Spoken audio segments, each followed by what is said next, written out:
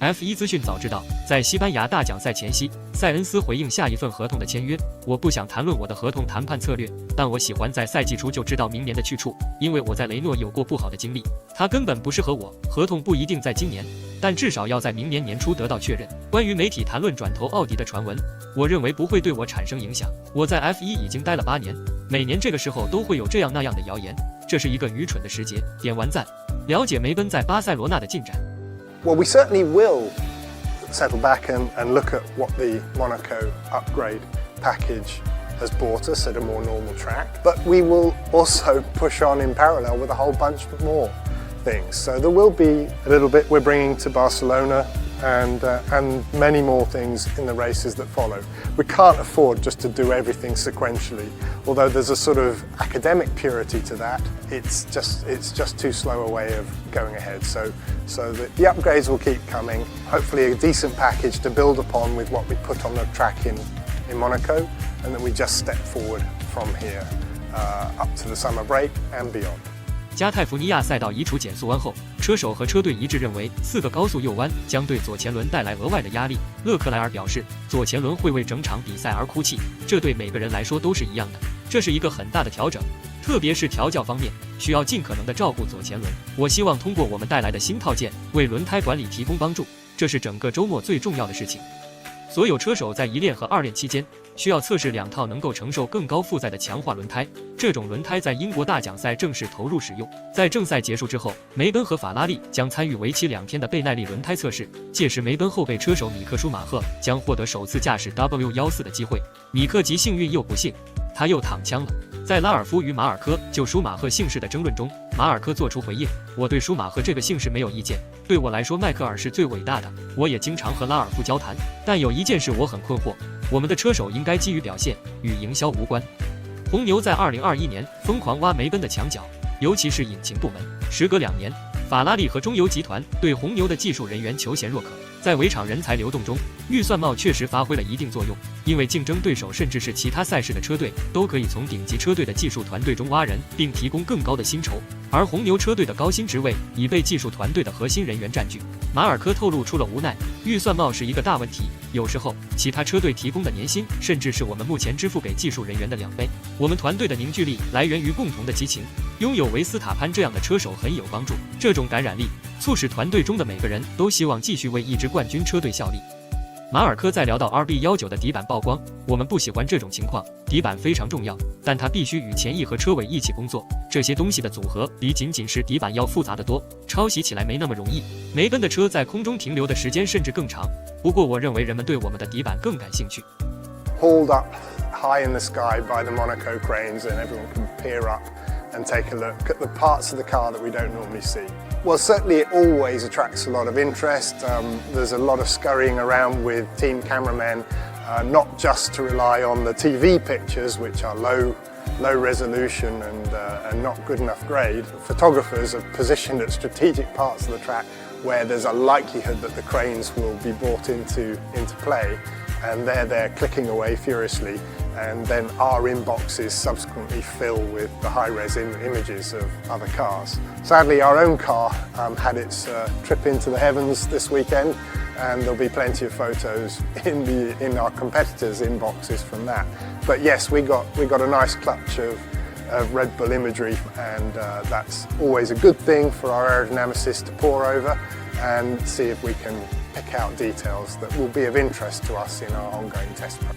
公认最无聊的摩纳哥大奖赛意外成为美国 ABC 网络收视率的转折点，其收视观众从去年的139.6万增长至179万，但欧洲的奥地利 Servus TV 收视观众人数直接腰斩，从93.1万降至45.2万。质量最高的德国天空体育再创新低，从数百万下降至36万。赛季平均每场比赛的收视观众从摩纳哥站开始前的63.7万下降至59万。为了培养英国和德国的年轻观众， F1 和天空体育计划建立一个国际少儿频道，从匈牙利大奖赛开始播出。它包括特定图像、音效、特殊功能、摄影机角度。铁佛寺要从娃娃抓起。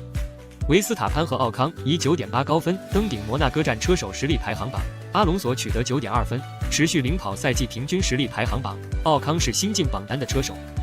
勒克莱尔将在6月2日至6月6日期间拍卖摩纳哥大奖赛的所有穿戴装备，以筹集更多的钱来捐助给发生洪水灾害的艾米利亚罗马涅大区。Why did Lewis start on the medium tyre and why George on the hard? If any of you have followed this sport for a while and watched the ebb and flow of strategy, you'll have figured out that race strategy is very much like playing poker. You try to make decisions that give you your best odds, your best chances of success. Doesn't guarantee you success. You can have a brilliant hand and be unlucky and still lose, or you can have a terrible hand and be dead lucky and still have a great result. But overall, over the course of a season, then you improve your odds of having good outcomes. And given that Lewis and George started in very different positions on the grid, their hands that they had to play were correspondingly different. Lewis started relatively nearer to the front, which meant that he had, in a normal race, a good expectation of a good load of points, and therefore it didn't make sense for Lewis to take a high-risk strategy, because in normal circumstances he was going to get a good clutch of points, and if he took a high-risk strategy he might lose that clutch of points and get nothing, whereas his sort of options to improve are relatively small. George, on the other hand, starting further back, he didn't have so much to lose, but if everything played out beautifully for him on a hard, then he could actually catapult forward and get a good result. So given their respective starting positions, given their respective expectations at the beginning of the race, it made sense for Lewis to take the more conservative strategy that covered far more risks with the medium tyre, and George to take the slightly more optimistic strategy because he had less to lose. It's just the right thing for the right driver given their respective starting positions. Why was Lewis not able to do a second push lap in Q3? Simple answer, fuel. More complicated answer, because we felt that was the best opportunity for him to get his best possible lap time. This profile of how much fuel you use varies throughout the whole of the qualifying session, and particularly so in Monaco. At the beginning of Monaco, the track's all dirty, there's loads and loads of cars on the road, the opportunity to get blocked or yellow flags or to be on the track at the wrong time when the track's not in its best condition, those opportunities are legion earlier on.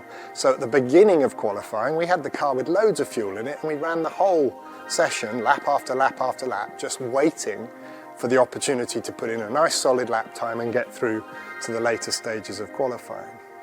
But as the track improves and as people drop out with the knockout format of qualifying, then things migrate from that risk management situation to one where you just want to get your best possible lap in with one go at it.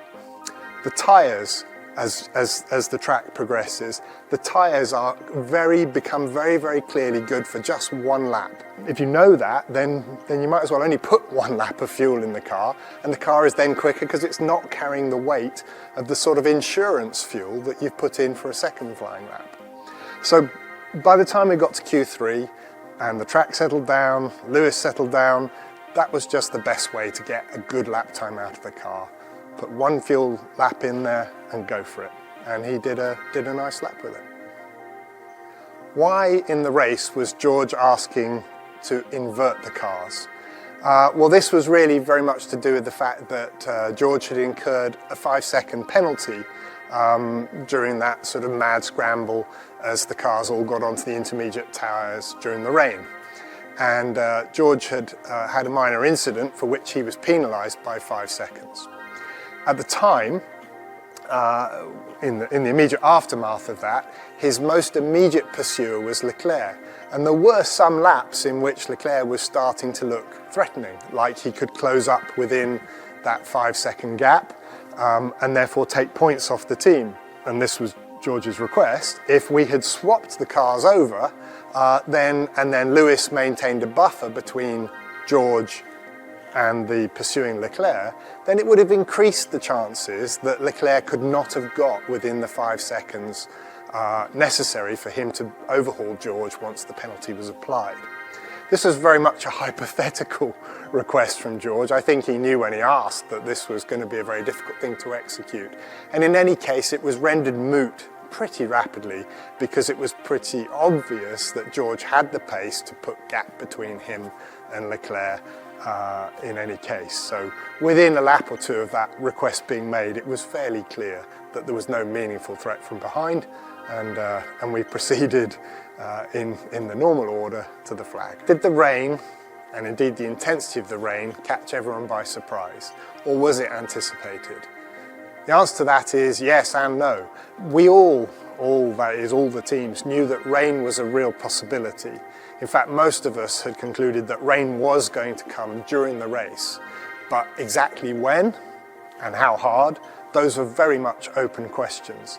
And when it eventually did come, it did actually come very quickly. So we were expecting it maybe another 10 or 15 minutes from when it arrived, but the bubbling up of the little local storm cell, that happened really in the blink of an eye.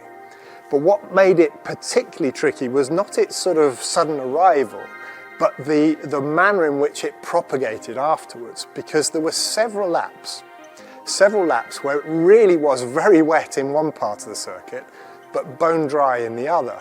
And there was a lot of discussion with the drivers about whether they should come in for new rubber, and their opinion was yo-yoing around. Every time they were on the wet bit of the track, it was, I've definitely got to come in, I've definitely got to come in. And when they hit the dry part of the track, it was, no, this is way too dry.